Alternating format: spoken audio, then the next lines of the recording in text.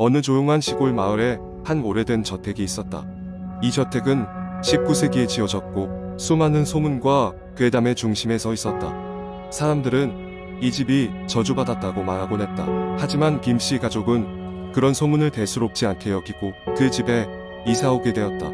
가격이 무척 저렴했기 때문이다. 첫날 밤 김씨는 가족들과 함께 저택을 둘러보고 있었다. 집은 예상보다 훨씬 컸고 복잡한 구조를 하고 있었다. 거실에서 바라본 뒷마당은 아름다웠고 집 안에는 여러 개의 방과 복도가 얽히고 설켜 있었으며 오래된 나무 바닥은 걸을 때마다 삐걱거렸다. 그날 밤 늦게 김씨의 아들인 재민이는 잠이 오지 않아 집을 돌아다니기 시작했다. 복도 끝에 위치한 작은 방에 다다랐을 때 재민이는 혼자 숨어있기에 완벽한 공간을 발견했다. 그는 그곳을 마음에 들어하며 가족들과 숨바꼭질을 해보고 싶었다. 다음날 저녁 재민이는 가족들에게 숨바꼭질을 제안했다. 가족들은 재미있는 생각이라며 기꺼이 동참하기로 했다. 숨바꼭질이 시작되고 재민이는 자기가 발견한 작은 방으로 재빨리 숨었다. 그 방은 얇은 문 하나가 있는 방이었고 문틈 사이로 들여다보면 복도의 상황을 엿볼 수 있었다. 재민이는 숨죽이며 복도에 귀를 기울였다.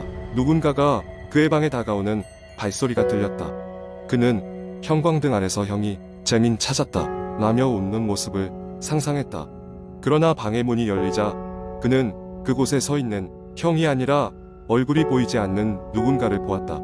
그 사람은 문틈으로 천천히 몸을 숙여 재민을 바라보고 있는 것 같았다. 그때 재민은 그 사람의 동공이 비정상적으로 확장되어 있음을 알아차렸다. 재민은 숨이 막힐 것 같았다. 엄마의 목소리가 들리며 재민을 찾았다고 외치는 소리에 재민은 재빨리 문을 열고 튀어나갔다. 복도에는 아무도 없었다.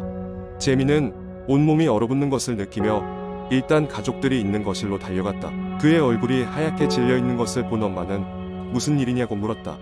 하지만 재민은 방금 본 일을 설명할 수가 없었다. 그저 숨바꼭질을 그만하고 싶다고만 말했다. 그날 밤 재민이는 불안하게 잠자리에 들었다. 두려움에 떠는 와중에 그는 누군가가 그의 방문을 열어 젖히는 소리를 들었다. 그는 눈을 꼭 감고 귀를 막았지만 발소리는 점점 가까워졌다. 그리고 뒷가에 속삭이는 소리가 들렸다. 여기엔 아직 숨어있는 사람들이 아주 많아. 재민이는 공포에 질려 벌떡 일어났다. 하지만 방문은 굳게 닫혀 있었고 방 안에는 그 누구도 없었다. 그러나 그 소름 끼치는 속삭임이 그의 마음에 깊이 박혀 있었다. 다음 날 재민이는 부모님에게 어젯밤 일을 설명했다. 부모님은 집안을 철저히 조사했지만 아무런 흔적도 찾지 못했다. 하지만 재민의 불안은 쉽게 사라지지 않았다. 그 후로도 여러 차례 이상한 일들이 그 집에서 일어났다. 문이 저절로 열리거나 닫혔고 복도에서 발소리가 들리곤 했다. 가족들은 점점 더 두려워졌고 결국 그 집을 떠나기로 결정했다. 며칠 뒤 가족이 그 집을 떠나고 맞이한 아침 이 삿짐을 정리하던 중 복도의 작은 방에서 누군가의 작은 메모가 발견되었다.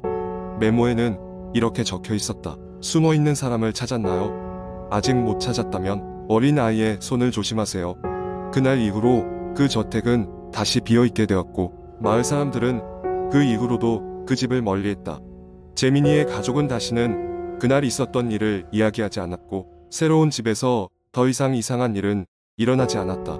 그러나 그날의 기억은 재민이에게 영원히 남아있었다. 아이들의 숨바꼭질 놀이가 이토록 무서울 수 있다는 것을 그날 이후 재민이는 잊지 않았다. 두 번째 이야기여는 여름밤 대학생인 수연은 도서관에서 늦게까지 공부를 하고 집으로 돌아가고 있었다.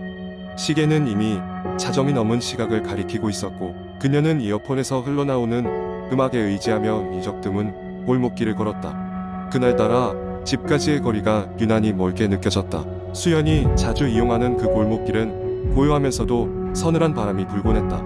평소에는 익숙한 길이지만 오늘따라 그녀의 마음을 불안하게 만드는 이상한 분위기가 감돌았다. 그러던 중 그녀는 자신의 뒤에서 인기척을 느꼈다. 돌아보았지만 아무도 없었다. 그늘 짙은 가로등 불빛 아래 길게 들이운 그녀의 그림자만이 있을 뿐이었다. 다시 걸음을 옮기려 했을 때 뒤에서 소리가 들렸다. 탁탁. 그것은 분명히 누군가가 신발로 땅을 차는 소리였다. 술에 취한 누군가가 집으로 돌아가는 길일 수도 있겠다는 생각이 들어 그 소리는 무시하기로 했다. 그러나 몇 걸음을 더 옮기니 그 소리는 더욱 또렷하게 그녀의 뒤를 따라왔다. 갑자기 식은땀이 흐르며 온몸에 소름이 돋았다. 그녀는 심호흡을 하고 용기를 내어 다시 한번 뒤를 돌아보았다. 이번에도 아무것도 보이지 않았다. 단지 싸늘하게 식은 공기만이 그녀를 감싸고 있을 뿐이었다. 그녀는 마음을 다잡고 발걸음을 재촉하기 시작했다. 이쯤 되면 뛰어갈 법도 했지만 두려움에 사로잡힌 그녀는 도망치는 듯한 모습을 보이기가 두려웠다. 그런데 그때였다. 옅은 바람결을 타고 그녀의 바로 옆에서 낮고 감미로운 목소리가 들려왔다. 왜 뛰지 않는 거야? 그녀는 그 자리에서 얼어붙었다. 귀를 의심하며 주변을 살폈지만 그 자리에는 그녀 혼자뿐이었다. 긴장감은 그 극에 달했고 수연은 더 이상 버틸 수 없다는 생각에 정면을 향해 전력으로 뛰기 시작했다. 숨이 차오르고 심장이 요동쳤다. 그녀의 발소리와 함께 어딘가에서 겉도는 미세한 웃음소리가 점점 커져갔다. 하하, 뒤를 돌아보지 않으려고 애썼지만 목소리는 귀를 떠나지 않았다. 꼭지점에 달한 공포는 눈물로 변해 그녀의 볼을 타고 흘렀다. 집에 거의 다다랐을 쯤 골목 입구에 가까스로 다다랐을 때 그 소리는 멎었다. 고개를 돌려보니 어두운 골목에 아무것도 없었다. 그 소름 끼치는 느낌도 무서운 인기척도 사라진 것이었다. 결국 수연은 집에 도착해 문을 걸어 잠그고야 한숨을 돌릴 수 있었다. 그녀는 침대에 누워 떨리는 손으로 휴대폰을 켜 오늘의 일을 친구들에게 전해줄 생각이었다. 하지만 문득 깨달은 것은 이어폰이 왼쪽 귀에만 꽂혀 있었다는 사실이었다. 오른쪽 귀에는 아무것도 없었다. 잠시 스쳐간 그 목소리는 분명 이어폰이 꽂히지 않았던 오른쪽 귀에서 들려왔다. 그날 이후로 수연은 그 길을 다시는 혼자 걷지 않았다. 누군가 그녀의 뒤를 따라오는 것 같은 그 소름 끼치는 느낌을 결코 잊을 수 없었기 때문이다.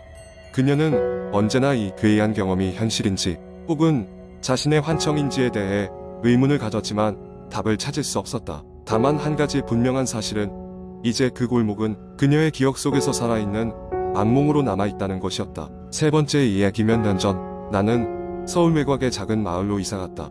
조용하고 평온한 환경에서 새로운 시작을 하고 싶었기 때문이다. 마을은 신비로운 매력을 지녔고 마을 사람들은 친절했다. 하지만 내가 이사간 집은 좀 이상한 기운이 감돌았다. 주변 이웃들 또한 그 집에 대해 말할 때면 미묘한 눈빛을 주고받곤 했다. 이사는 생각보다 순조로웠다. 짐을 정리하고 집을 꾸미는 동안 아무 일도 일어나지 않았다. 다만 내 방 창문 밖으로 보이는 산길에는 가끔씩 이상한 그림자가 스쳐 지나가는 것 같았다. 처음에는 눈의 착각이라고 생각했지만 날이 갈수록 그 빈도는 잦아졌다. 어느 날 밤 나는 깊이 잠들었는데 갑자기 싸늘한 한기가 느껴졌다. 눈을 떠보니 창문이 열려 있었고 산길에서는 불빛 하나가 비틀거리며 움직이고 있었다. 호기심에 못 이겨 밖을 내다보았을 때 눈처럼 새하얀 얼굴의 남자가 나를 바라보고 있었다.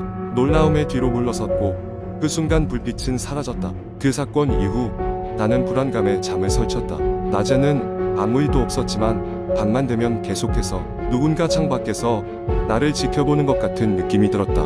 어느 날 밤 나는 더 이상 참지 못하고 경찰에 신고를 했다.